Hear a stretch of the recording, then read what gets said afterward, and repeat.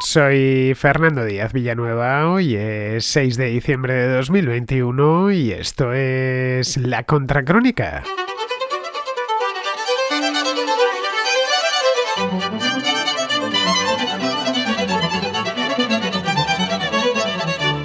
La inteligencia estadounidense cree que Rusia seguirá concentrando tropas junto a la frontera de Ucrania con el objetivo de invadir el país en los próximos meses. Putin pretende colocar unos 175.000 efectivos en la frontera para que la intervención sea rápida y desanime a los ucranianos de presentar resistencia. Bien, esas son las conclusiones de un tanto arriesgadas, pero bueno, son las conclusiones de un informe publicado por el Washington Post la semana pasada. No es la primera vez que esto sucede.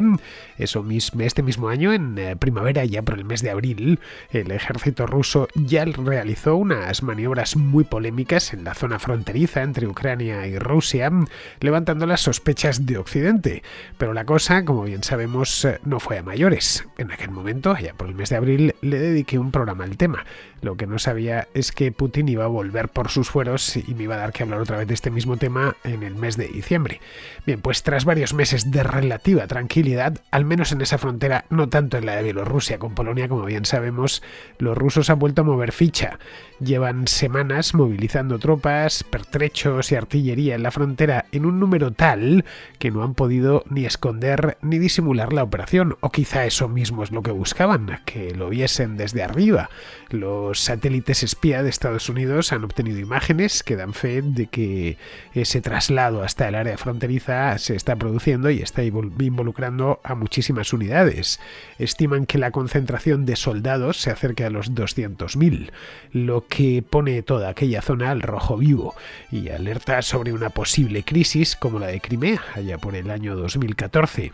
Cuando Rusia invadió y anexionó Crimea sin que Ucrania ni la comunidad internacional pudiesen hacer nada al respecto. Desde luego no pudieron impedirlo. Rusia y Ucrania comparten una frontera bastante grande, larguísima, de unos 2.000 kilómetros, que es básicamente llana y por lo tanto muy fácil de atravesar.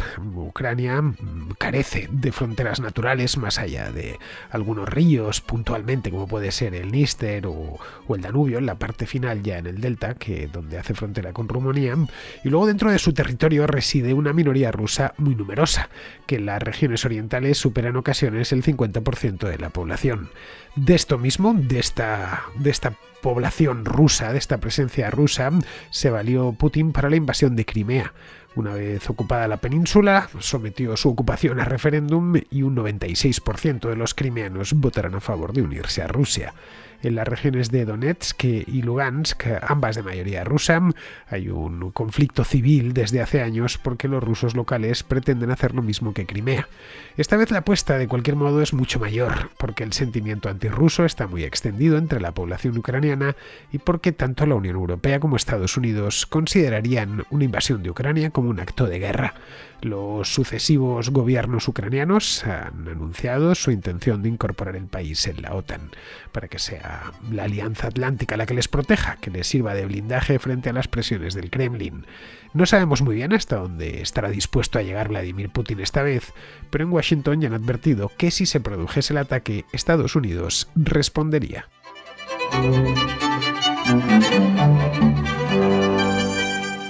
Conforme el ejército ruso concentra efectivos en la frontera con Ucrania, algo que viene haciendo desde hace ya unas cuantas semanas, los analistas y los políticos de toda Europa y de Estados Unidos discuten acaloradamente sobre cuáles son de manera exacta las intenciones de Moscú, que no se saben muy bien.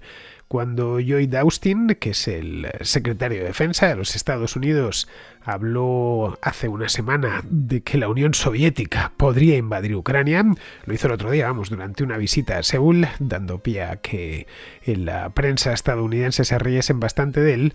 Cuando sucedió eso, podríamos incluso llegar a excusarle por el lapsus lingüe. A fin de cuentas, Lloyd Austin tiene ya casi 70 años y cuando entró en el ejército allá por el 75, el mundo se encontraba en plena Guerra Fría. pero nos permite hacernos una idea, este lapsus lingüe de Lloyd Austin, de la sensación general de confusión que reina en todo lo relacionado con este asunto de Ucrania y de Rusia. Una sensación que viene muy intensificada por el hecho de que los problemas en la frontera este de Europa, entre Bielorrusia, Polonia y Lituania, pues ya están muy complicados, están muy avanzados y la cosa parece ser que no tiene solución. Más luego, sumémoslo, el problemón de Crimea que no se ha resuelto a pesar de que han pasado 7 años. Bien, los rusos no parece que lo tengan mucho más claro. No se sabe muy bien lo que pretenden con este movimiento tan arriesgado y que podría dar lugar a que pues tuviésemos todos un disgusto, especialmente los ucranianos. Invadir Ucrania sería así visto de manera rápida, sería una decisión completamente irracional, si lo pensamos, que seguramente traería aparejada una guerra que Rusia perdería en cuestión de pocos días si la cosa escala, es decir, si Europa Occidental y Estados Unidos se metiesen en ella, y que si no escala y Occidente, la OTAN, se abstiene de intervenir directamente, podría enquistarse mucho más de lo que esperan en el Kremlin. Ucrania no es un país precisamente pequeño, es el más grande de Europa, ni tampoco está precisamente despoblado. Excluyendo a Crimea, que ya a todos los efectos es parte de Rusia, Ucrania tiene más de 40 millones de habitantes. No estamos hablando de un lugar en el que iban 4, ni que sea pequeñito. Luego además tiene un ejército de 250.000 hombres en activo, más otro millón en la reserva. Podría además el ejército ucraniano movilizar a otros 7 millones de hombres, que se encuentran ya en la franja de edad militar que va de los 18 a los 50 años. Vamos, con armas y apoyo occidental decidido, tanto entrenamiento como apoyo desde el espacio, etcétera, Ucrania podría convertirse en un auténtico avíspero para los rusos. Podría desatarse una guerra allí horrorosa que en términos de refugiados, pues no quiero ni pensar lo que podría suceder. En fin, que ya sea porque se desata una guerra a gran escala, algo bastante improbable, o a pequeña escala, algo más probable, pero de las dos maneras sería una tragedia que no quiero ni pensarlo, y no saldría Rusia muy bien parado en ninguno de los dos casos. Sin embargo, muchos en Rusia creen que la guerra sería rápida y sobre todo que sería una guerra fácil. ¿Por qué? Pues porque los propios ucranianos se unirían a ellos. Eso es lo que piensa mucha gente en Rusia. Desde hace años, la propaganda estatal rusa, que se difunde de manera muy exitosa a través de los canales de televisión públicos y también los privados, insiste en lo horrible que es la vida de los ucranianos, o lo horrible que es la vida de los ucranianos separados de Rusia. Se describe a los ucranianos, que hace un par de años eligieron a Volodymyr Zelensky, un presidente de origen judío, les describen como pobre gente manejada por George Soros y por los burócratas de Bruselas, que son todos unos desalmados. Bien, estas historias, que utiliza muchísimo la propaganda rusa, hunden sus raíces en los estereotipos rusos tradicionales sobre los ucranianos, que por supuesto los tienen. Los ven algo así como sus hermanos pequeños que viven en un estado artificial, un estado que no era más que una región de Rusia, del Imperio Ruso, que luego la Unión Soviética, de manera un tanto irresponsable, le dio unas fronteras definitivas que también por supuesto son artificiales. Parte, como siempre sucede con la propaganda, parte de esa narrativa es cierta. Las fronteras actuales de Ucrania se fijaron durante la época de la Unión Soviética. Es más, si nos retrotraemos allá por el año 2014, cuando muchos exigían la devolución de Crimea a Rusia, argumentaban que eso había sido poco menos que un regalo que Khrushchev le había hecho a la República Socialista Soviética de Ucrania allá por el año 1960, a finales de los 50, y que por lo tanto no tenía mucho sentido que Crimea, poblada esencialmente por rusos, perteneciese a Ucrania. Pero cuando se produjo el colapso de la Unión Soviética y se formó aquella confederación de estados independientes en 1992, bien, pues se respetaron las fronteras de la Unión Soviética, de las repúblicas socialistas soviéticas que habían existido hasta ese momento. Y eso dejó muchísimas bolsas de población rusa dentro de la propia Ucrania. Así que en esto de que las fronteras son artificiales, en sí, todas las fronteras tienen un punto de artificialidad, en este caso artificiales pero hechas por la Unión Soviética. Bien, en este estereotipo Tiene protagonismo especial su élite política, el estereotipo que tienen los rusos sobre los ucranianos. A la élite política ucraniana la acusan, dependiendo del momento, porque en esto la propaganda rusa es un tanto caprichosa, a veces la acusan de ser judía, otras veces de ser nazi, otras veces de ser decadente al estilo occidental, es decir, de que van a traer todas esas cosas que aborrecen en Rusia, como el matrimonio homosexual, etcétera, que se los van a llevar a Ucrania y los van a imponer allí, y eso servirá para que de una manera u otra termine llegando a Rusia. En fin, dependiendo del humor en el que se levante el director del periódico, el de jefe de informativos de la cadena de televisión de turno, pues insisten en una cosa o en la otra. Claro, con semejante panorama, al ucraniano de a pie, que malvive, según esto, según este relato, ¿no? Que malvive en su estado artificial, caerá de rodillas ante sus libertadores rusos y llorará, pues algo así como lágrimas de pura felicidad cuando vea entrar al ejército ruso en su ciudad y se lanzará a ponerles claveles y rosas en la boca de los fusiles, ¿no? Una cosa así. Bien, creo que esto es un poco exagerado, pero vamos, más o menos la idea general es esa. Creer que serán recibidos como libertadores es un mito, obviamente, pero es un mito peligroso y a la vez atractivo, muy atractivo. Toda sociedad quiere sentirse bien consigo mismo. Quitando, yo creo que exceptuando las sociedades hispanas, que nos encanta sentirnos mal con nosotras mismas, el resto de sociedades del mundo quieren sentirse bien consigo mismas. Y los rusos, a ver, tampoco es que vivan muy confortablemente, todo hay que decirlo. El nivel de vida promedio en Rusia está muy por debajo del nivel de vida promedio en Europa Occidental, y pues se consuelan pensando que a los ucranianos les va todavía peor que a ellos.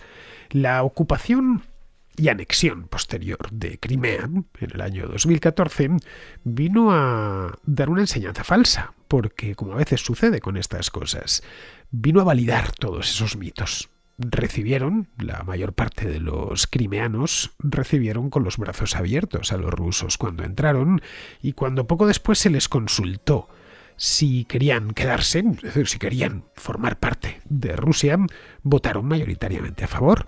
Como os decía antes, en aquel referéndum el 96% de los crimeanos votaron a favor de quedarse, de formar parte de Rusia. Pero claro, aquello tenía truco.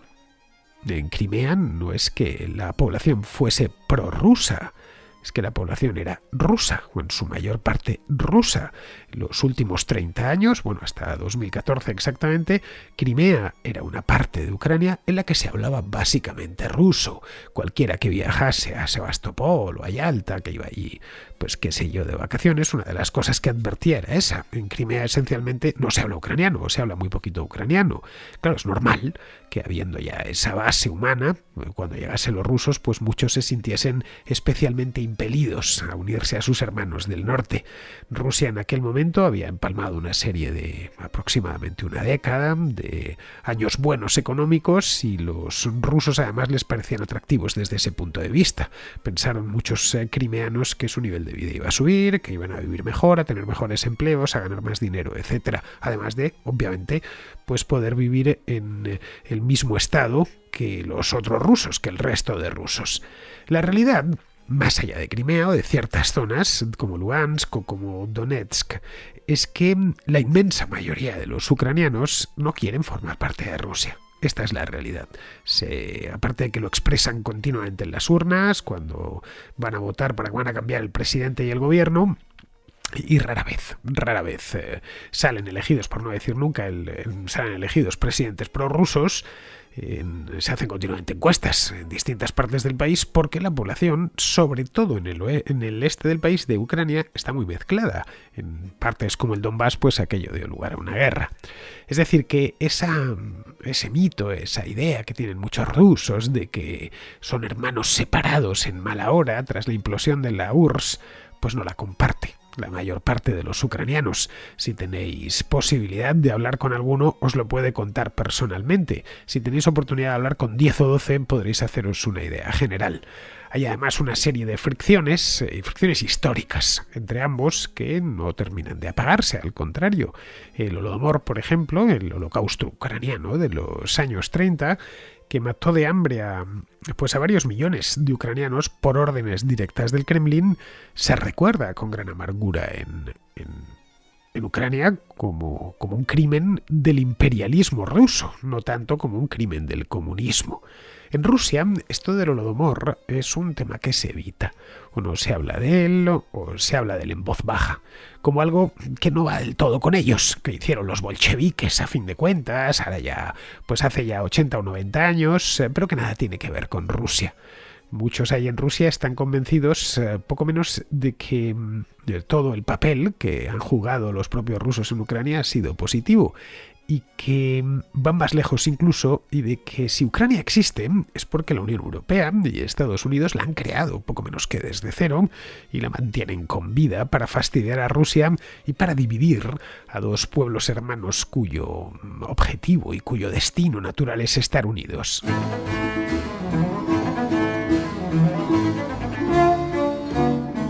Sería muy tentador pensar, como a veces sucede, que estos mitos de los que os he estado hablando ahora son mitos para uso, para consumo de los rusos de a pie, de los rusos comunes, vamos, de la persona normal que anda por Moscú o por San Petersburgo, que escucha la radio estatal estatal o privada, ya digo. En el caso de Rusia, los medios privados tampoco es que osen criticar o meterse con el gobierno, bien, o ve la televisión, no, y que esto solo afecta a la gente del común y que a los dirigentes no les afecta en absoluto porque son ellos mismos los emisores de todo aquello. Es decir, que los dirigentes de Rusia no compran esas patrañas. Bien, ya digo, es tentador pensar eso, pero nos equivocaríamos. Al igual que Lloyd Austin, del que os hablaba antes, el secretario de Defensa de Biden, que es un hombre ya de casi 70 años, bien, Putin es también un hombre de la Guerra Fría. Bueno, de hecho, lo he ido a mirar, tienen la misma edad los dos. Putin nació, según veo aquí, en mayo del 52 y Austin en agosto del 53. Vamos, es un año menor Austin, pero son de la misma generación. Al caer la Unión Soviética, uno era coronel de infantería, concretamente Lloyd Austin, y el otro coronel de la KGB, Vladimir Putin. Estuvo destacado en Alemania del Este en los años finales de la Guerra Fría. Austin siguió en el ejército hasta el año 2016 y llegó a general. Se jubiló, digamos, en el ejército como general. Putin lo que hizo fue dedicarse a la política de la mano de su mentor Anatoly Sobchak, que en 1991 pues, se convirtió en alcalde de San Petersburgo. Bien, Putin ve a Ucrania algo así como un apéndice de Rusia, que por culpa de la influencia extranjera y por culpa de aquel colapso desordenado que sucedió al fin, a la implosión de la Unión Soviética en 1991, pues se independizó y se dotó de un gobierno propio y de unos objetivos estatales propios. Es decir, que Ucrania no tiene mucha razón de ser, o no debería tener más razón de ser de la que tiene la propia Bielorrusia. Lo que más teme Putin es que Ucrania dé el paso, un paso que todavía no ha dado, e ingrese en la OTAN. En ese momento todo se habrá acabado, ya que ya no podrá devolver de ninguna manera la oveja al redil, porque la OTAN tiene una serie de mecanismos para proteger a sus propios miembros. Así que tiene que evitar a cualquier coste que Ucrania haga lo que hicieron las repúblicas bálticas hace ya tiempo, lo que hizo la propia Polonia. Es decir, colocar las fronteras de la OTAN todavía más cerca de Moscú, y ya están bastante. No olvidemos que las repúblicas bálticas están muy cerquita, no tanto de Moscú, pero sí de San Petersburgo, y están dentro de la OTAN. Hace 7 años, cuando Putin ocupó y anexionó Crimea, pensó que el país quedaría desestabilizado. Ojo, el problema es que no tenía todavía la contracrónica, porque fue un tema que me interesó muchísimo en 2014, pero la idea de Rusia era esa misma, es dar un golpe a los ucranianos, privarles de una parte del país que aunque estuviese poblada básicamente por rusos, no dejaba de ser parte de Ucrania, y que a partir de ahí eso ocasionase una crisis política interna, que la ocasionó por cierto, y que de una manera u otra el país cayese como fruta madura, se bielorrusizase en una palabra. Pero han pasado 7 años, tiempo suficiente como para ir sacando conclusiones, y una de las cosas que podemos constatar es que no ha sido así. El país se ha desestabilizado, sigue de hecho en buena medida desestabilizado, pero no se ha bielorrusizado. La operación salió en Crimea, como os comentaba antes, porque la población era rusa en su inmensa mayoría, por lo tanto lo tenían relativamente fácil. en Donetsk o en Lugansk, donde es mitad y mitad, pues ya no fue tan sencillo y eso dio lugar a una guerra. La intervención rusa, una guerra que no tiene fin. Declara un alto el fuego hace unos años, el de los protocolos de Minsk, pero que no respeta ninguna de las dos partes. Es una guerra de baja intensidad, lo que hay en esos dos lugares, en estas dos regiones orientales de Ucrania. Pues bien, quieren reducir a Ucrania a la misma condición que Bielorrusia, que es un país que últimamente ha pasado mucho por la contracrónica, un país solo nominalmente independiente, una especie de protectorado en el que el presidente hace lo que le indican desde Moscú, en este caso Lukashenko. Bien, pues que haya un Lukashenko en Kiev, que haga lo que le digan desde Moscú y que no se separe ni un centímetro de los intereses del gobierno ruso. Que haya una comunidad de intereses absoluta. El problema es que ahora la apuesta es mucho más ambiciosa, por lo que cabría preguntarse si realmente la invasión es posible. Creo que esta es la pregunta que todo el mundo se hace desde que empezó este problema hace una semana, o desde que se detectó este problema hace una semana, porque el problema viene de antes. En abril, como os decía antes, el Kremlin ya tensó la cuerda, pero la cosa no se complicó. Hice una contracrónica, creo recordar que a finales de abril, sobre esta misma historia, y la cosa no fue a mayores. Estados Unidos y sus aliados en Europa se comprometieron a apoyar a Ucrania y eso mismo han hecho. Les están apoyando. Los rusos están muy molestos por las patrullas navales de Estados Unidos y de la OTAN en el Mar Negro. Este mismo verano también volvió a Ucrania a la contracrónica a raíz de aquella provocacioncita de Boris Johnson hacia los rusos frente a las costas de Crimea con una fragata. Eso les molesta. También les irrita la presencia de especialistas estadounidenses, especialistas militares y británicos en Ucrania en misiones de entrenamiento de los militares. Esto es algo que les saca de quicio, tiene cierta razón de ser que así sea, que vean que el compromiso que Estados Unidos tiene con Ucrania, aunque no es extraordinariamente firme, si es lo suficiente, les mantiene en un hilo, si es lo suficiente como para que la presencia de Occidente en Ucrania sea grande, mucho más grande de lo que le gustaría a Vladimir Putin. A él lo que querría es reincorporar Ucrania a una Rusia más grande, aunque fuese como país independiente, pero que de facto fuese parte de Rusia. Si pudiera hacerlo, eso sí, a un coste razonable. Que no supusiese una guerra por todo lo alto. Después de todo, en esto hay fundamentos históricos, claro. Que los rusos sientan vinculación con Ucrania tiene lógica. Rusia remonta su fundación al Kievan Rus en la Edad Media. Pero volviendo al presente, en la guerra del Donbass ha sido muy costosa para el ejército ruso, para Rusia, para el presupuesto del Estado, durante los últimos 7 años. No sé, quizá, y esto es una posibilidad, quizá Putin crea que es más fácil ocupar todo el país, o al menos una parte del país, al menos hasta el río Dnieper, y quedarse ahí. Respecto a Occidente, pues no parece claro que puedan hacer mucho para detenerles, como no hicieron mucho para detenerles en Crimea. Hay mucho apoyo retórico, esto lo sabemos, a la soberanía ucraniana por parte del presidente de Estados Unidos, del que sea, ya sea Obama, ya sea Trump o ahora Joe Biden, y también de los líderes europeos. Pero no hay ninguna amenaza clara de una respuesta a una hipotética agresión rusa, agresión dura, quiero decir, con tanques, disparos, bombardeos y cosas así. Simplemente, por ahora, de lo único que se han valido es de una advertencia, dura y tal, pero advertencia de que van a endurecer las sanciones, algo que los rusos ya padecen, por cierto, desde el año 2014. Claro, visto así, a los ojos de Putin, una invasión podría parecer tentadora. Claro, el problema aquí es que Ucrania es muy extensa. No hay más que echar un vistazo al mapa, pero es el país más grande de toda Europa, quitando a Rusia, obviamente. Es más grande que Francia, es más grande que España, naturalmente más grande que Alemania. Conquistar y ocupar toda Ucrania sería algo problemático.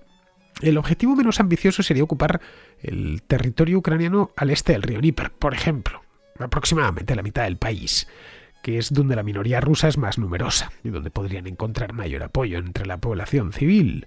Podrían incluso justificar su intervención en esa misma población. Nos han pedido ayuda a nuestros rusos de Ucrania, que los están maltratando. Pero claro, aún así los rusos probablemente enfrentarían seguramente la resistencia de la población ucraniana. Con los soldados sobre el terreno y los cañones rusos al otro lado del Dnieper, que el Dnieper atraviesa la capital, atraviesa Kiev, pues a partir de ella podría forzar un acuerdo de paz acorde a sus intereses. Eso sí, sería un gran riesgo para el Kremlin y no estoy seguro de que los beneficios superen a los costes de intentarlo. Tras la ocupación y la anexión de Crimea y el estallido de la guerra en el Donbass, Putin se sentó a negociar con los ucranianos, gracias a la mediación en aquel entonces de Angela Merkel, también estuvo François Hollande. Bien, de allí salió este protocolo del que os hablaba antes, el protocolo de Minsk, que ninguna de las dos partes ha respetado, al menos en su totalidad. Bien, en este caso sería llevarse la línea pactada en el protocolo de Minsk, pero llevársela más lejos, a las mismas puertas de Kiev. Eso ocasionaría obviamente una crisis sin precedentes en Ucrania. Caería el gobierno y Putin podría entonces satelizar a lo que quede de Ucrania como siempre ha hecho con Bielorrusia. Si Estados Unidos y Europa hubiesen impuesto un coste más alto a Rusia después de lo de 2014, seguramente no estarían ahora mismo en Moscú contemplando más agresiones. El problema aquí es que ni Estados Unidos ni sus aliados europeos estaban dispuestos a ir más allá contra Rusia por un asunto tan periférico como Ucrania. La verdad es que no creo que estén dispuestos a hacerlo ahora. No creo tampoco que la amenaza de nuevas sanciones disuada a Putin de nada, porque no lo ha hecho hasta la fecha. Al contrario, ha endurecido su postura. Bueno, ahí tenemos los problemas en la frontera entre Bielorrusia y Polonia el mes pasado. Bueno, esa crisis no ha desaparecido, ¿eh? Ahí siguen buena parte de esos inmigrantes de Oriente Medio en campamentos improvisados. Además de la crisis migratoria, Lukashenko, siempre con apoyo del Kremlin, sugería la semana pasada que podría cortar los gasoductos que atraviesan el país, desde Rusia hasta Europa Occidental. Bueno, esta semana anunció una parada de mantenimiento que no estaba prevista de uno de los oleoductos que lleva petróleo ruso hacia Occidente.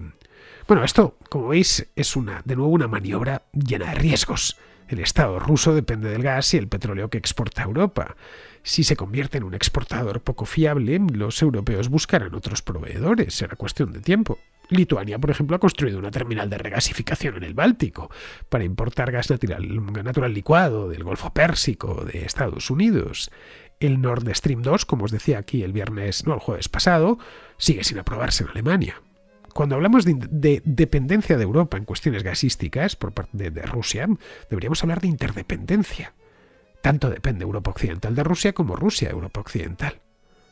Invadir Ucrania tendría como resultado que los alemanes se replanteasen ya definitivamente el Nord Stream 2, y así en general que se replanteasen cuántos metros cúbicos de gas van a comprarles a los rusos.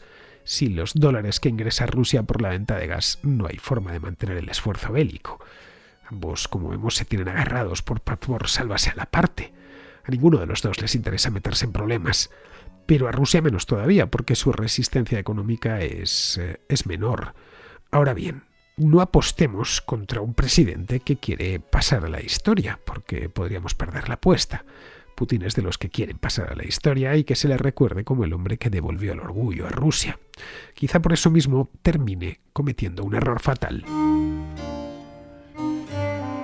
Vamos con la contrarréplica. Empezamos con Israel, que nos habla del asunto este de Almudena Grandes, que tanto ruido provocó la semana pasada. Y me gustaría comentar la polémica sobre el fallecimiento de Almudena Grandes.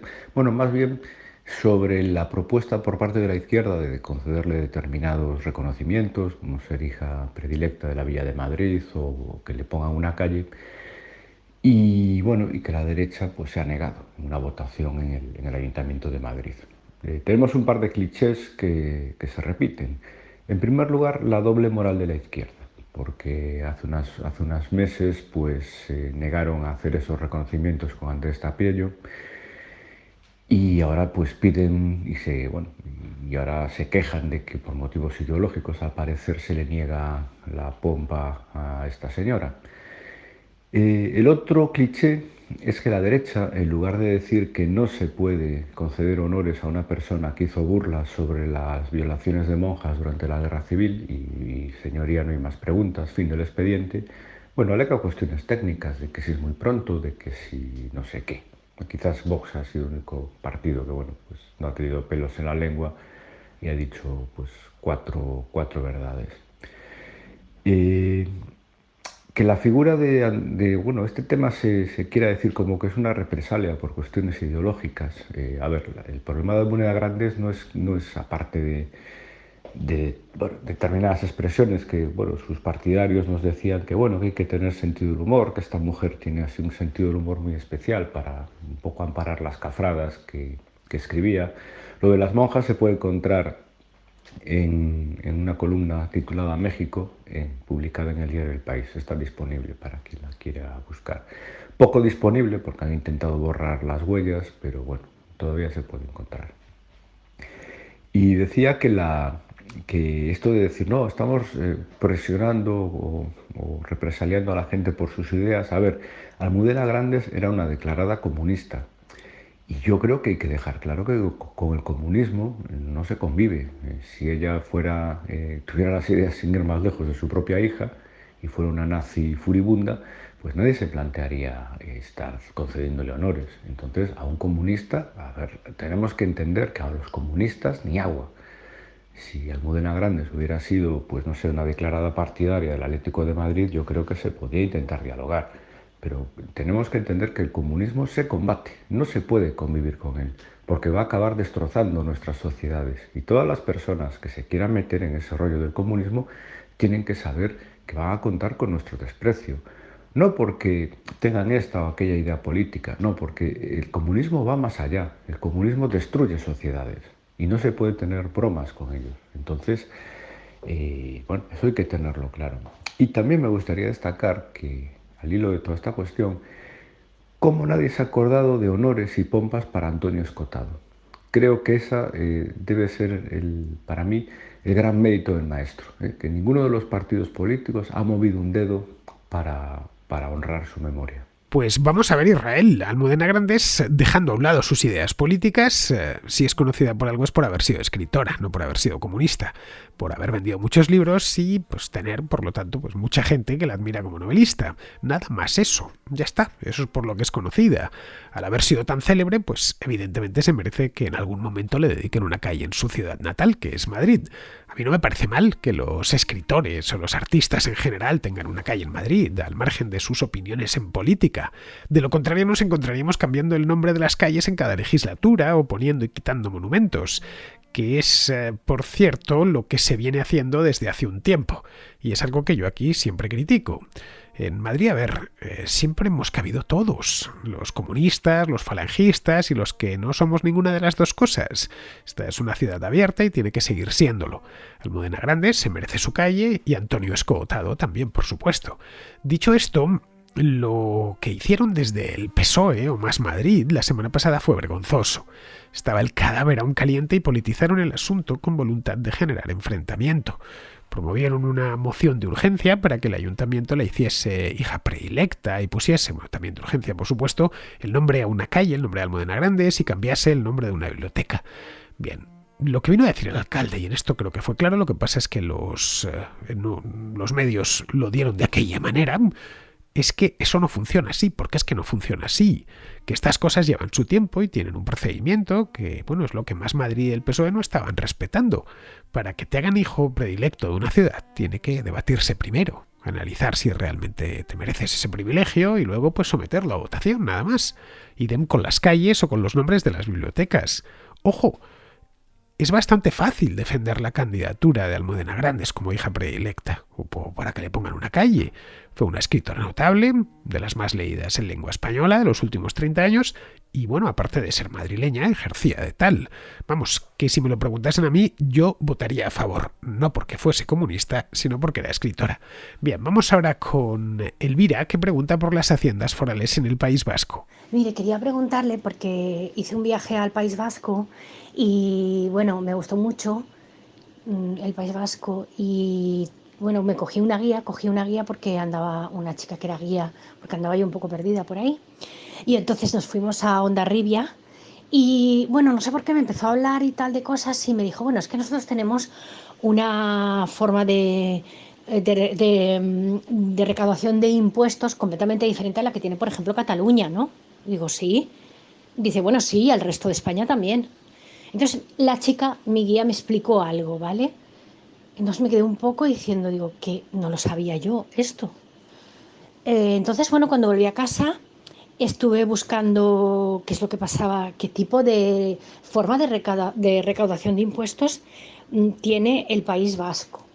Entonces encontré los de Visual Politics que explicaban clarísimamente el cupo vasco y el concierto vasco.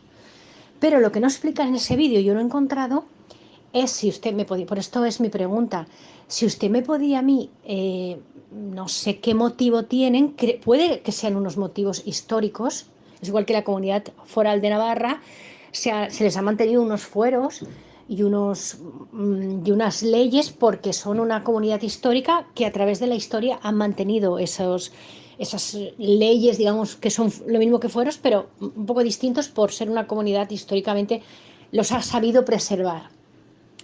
Pero lo que no entiendo es cómo el País Vasco, en este caso, pueda tener esa forma de recaudación de impuestos tan diferente al resto de las comunidades y que beneficie tanto a ese País Vasco, que sea rico precisamente por esa capacidad que tienen de recaudarse sus propios impuestos a nivel de las diputaciones, y luego ellos reparten y pagan el cupo que tienen que pagar al gobierno español. Si no me estoy equivocando, no lo he entendido mal. Ojo, ya le digo que a mí me sorprendió cuando yo fui allí como turista, y luego cuando voy a la casa yo lo vi exactamente en un vídeo de Visual Politics, pero no explica lo que yo le quiero preguntar. ¿Cómo se permite que ese cupo, que el País Vasco, como comunidad, bueno, como también no es una comunidad autónoma, que se llame País Vasco, no se cambia desde los años 80? ¿Siguen pagando lo mismo? ¿No se actualiza lo que tienen que pagar al gobierno central? Es que yo creo que no les interesa a ningún gobierno, y no estoy hablando del de ahora, ni del de antes, ni el de ninguno. En los 80 les pusieron un cupo y nunca se ha actualizado. Es como si pagas eres un inquilino y nunca te van actualizando lo que pagas y estás pagando una cantidad que no se corresponde con el IPC de ese año, porque cuando uno paga un alquiler se lo suben cada año y todo sube cada año y todo sube cada año. Y estos están pagando un cupo desde que no se lo cambian desde el 80, perdón. Uy, ya me he pasado tres.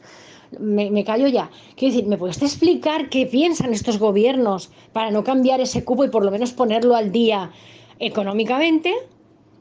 ¿Y por qué se les permite a unas comunidades tener esos beneficios fiscales mientras las demás, por ejemplo, la que vivo yo, nos morimos del asco porque cuando tenemos, por ejemplo, un impuesto de sucesiones que es el más alto de toda España, que heredes de tu familia y que te metan un hachazo económico que te dejan para otro barrio también, donde se ha ido la persona de la que has heredado? ¿Por qué unos tanto y otros tampoco? ¿Por qué unos beneficiados y otros no? Pues mira, Elvira, en el País Vasco y Navarra tienen competencias fiscales en virtud de la Constitución de 1978. Eso se llevó a los estatutos de autonomía y así hasta el momento presente. Tanto el País Vasco como Navarra tienen una hacienda foral, que es quien recauda los impuestos. Bueno, el País Vasco realmente tiene 3 haciendas forales, una por cada provincia, que dependen de la Diputación General de ese territorio.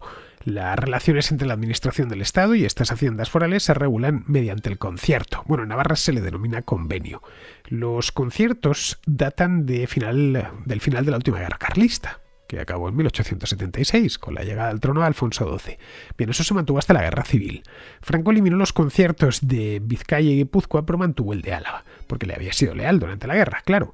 Al morir Franco, Guipúzcoa y Vizcaya los recuperaron, pero ya en el marco constitucional, el marco actual, vamos. Los conciertos, eso sí, se han ido renovando. Desde entonces, la última vez creo que fue, pues no sé, en 2016 o 2017. Tanto los vascos como los navarros argumentan que tienen esa herramienta del concierto por cuestiones históricas, lo cual es cierto. Pero allí, en virtud de sus fueros, pues eran las juntas generales las que recaudaban impuestos. Pero claro, no es menos cierto que fueros tuvo todo el mundo en España. Así que lo ideal y lo justo es extender ese sistema a todo el país, que las autonomías recauden y paguen un canon en función de su población a la administración central, para que mantenga las embajadas, el ejército, el sistema de justicia y demás. Pero vamos, tampoco te ilusiones, ¿eh? con que te van a quitar, aunque vayamos a eso, con que te van a quitar el impuesto de sucesiones. Eso las autonomías del régimen general ya pueden hacerlo y muchas de ellas lo mantienen vigente. Pero vamos, en general, así, de manera general, cuanta más competencia haya en esto de los impuestos, mejor. Yo soy un gran partidario de la competencia fiscal porque beneficia a los contribuyentes. Bien, vamos ahora con Julio, que es de Vizcaya y que tiene un par de preguntas para Andrea, un par de preguntas relacionadas con la vacunación. Hola Fernando, antes que nada felicitarte por tu programa y te llamaba para ver si le puedes trasladar este par de preguntas a Andrea. Creo que puede ser que los vacunados, al no darse cuenta o tener menos síntomas de la enfermedad del COVID, pues no se aíslan y están contribuyendo a que la enfermedad se propague porque están yendo a trabajar, están en el metro, en los bares y en todos los sitios. Cosa que los no vacunados, al darse cuenta de que están enfermos, se hacen una PCR y se aíslan en casa. Y luego, en segundo lugar, me gustaría saber qué es lo que más inmunidad te da, el haber pasado la enfermedad o la vacunación. Y por qué los que hemos pasado la enfermedad debemos de vacunarnos si en teoría estamos más protegidos que los vacunados. Muchas gracias y agur. Pues nada, Julio, se las paso a Andrea para que te responda. Si lo estás escuchando, Andrea, pues ya sabes, toma nota. Respecto a la segunda pregunta que haces, el por qué los que ya han pasado la enfermedad deben vacunarse cuando ya están vacunados por la naturaleza, pues a ver, a mí la única respuesta posible, que la única que se me ocurre, es que te permitirá cuando te han puesto las 2 dosis, te permitirá tener el certificado ese del móvil y con él podrás viajar. De la otra manera, pues no te lo dan. Pero vamos, quien haya pasado la enfermedad pues ya está vacunado, lo único que ha estado vacunado por las bravas, es decir, ha sido el propio virus el que le ha vacunado. Muy bien, pues vamos a terminar ya, vamos con Pizarro, que nos habla del pacto de gobierno en Alemania. Alemania no puede salvar el planeta, por lo que su agenda para salvar el planeta es un cuento, en el que los alemanes son muy buenos y los rusos y los chinos un par de ogros. Como la energía en Alemania depende de Rusia y su modelo productivo depende de China, resulta que los ogros determinarán la agenda real de Alemania. Cuando todos los alemanes sean conscientes de que no van a salvar el planeta, de que son hipocresía fina y de que su vida se encarece a cambio de hacer el ridículo, el cuento será un mal chiste soez. De momento, coronación en Camelot y cuentos para todos. Como la mayoría de los votantes lo hacen con criterios infantiles, pues veo muy apropiado que bajen la edad legal para hacerlo. Si eso, no hasta los 16, sino hasta los 0 años. Un cordial saludo de Pizarro. Y hasta aquí, queridos amigos, llega la contra de hoy, 6 de diciembre, mañana es 7 y habrá contra, por supuesto. Hasta mañana, amigos.